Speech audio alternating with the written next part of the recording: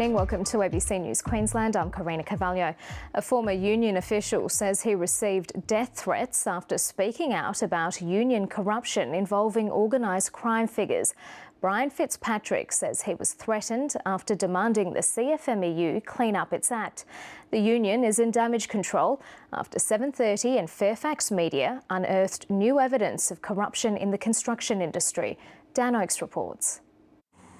Brian Fitzpatrick spent 25 years in the construction division of the New South Wales CFMEU.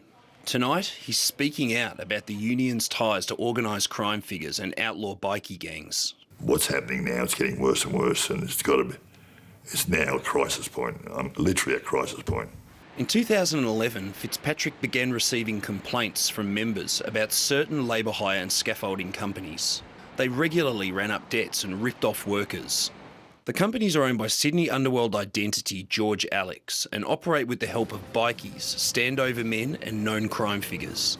Brian Fitzpatrick discovered they were given a dream run with the help of CFMEU officials, winning lucrative contracts and union support. He demanded the union take action, but instead of help, he received a death threat. Not from bikies, but allegedly from a senior New South Wales union organiser. That a fellow official rang me and threatened to kill me twice. I knew it had to be reported, in case there was something in it. Secret recordings and documents reveal bribery and extortion are commonplace on major building sites across the country, including at Barangaroo in Sydney and at Victoria's desalination plant. The crisis has already claimed its first scalp. Victorian union organiser Danny Berardi has resigned after corruption allegations were put to him. But Berardi has at least one interesting supporter. I know Danny Berardi. I think he's a decent bloke. The National Secretary of the CFMEU says the union investigated the death threat to Mr Fitzpatrick, but the official allegedly responsible denied it. Based on one person's word against the other, it is not possible for the union to take the extreme action of dismissing an official.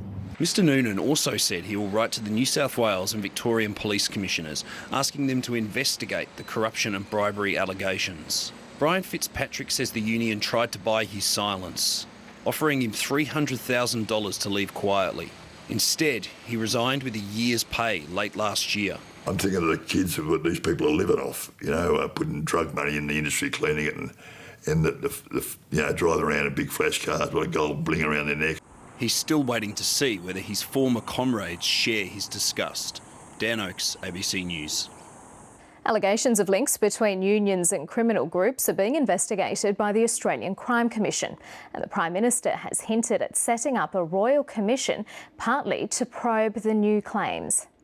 The Prime Minister appears unsurprised by fresh allegations of corruption in construction. Any of us who have followed public life in this country know that there are serious issues here. Serious, but far from new, as Workplace Relations Minister Tony Abbott ordered the Coal Royal Commission into corruption in the building industry in 2001. Its objective is to produce a clean industry, and that's in everyone's interests.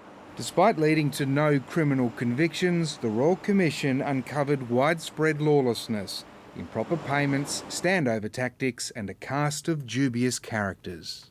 Who are the real crooks? Who are the real standover people? You tell me.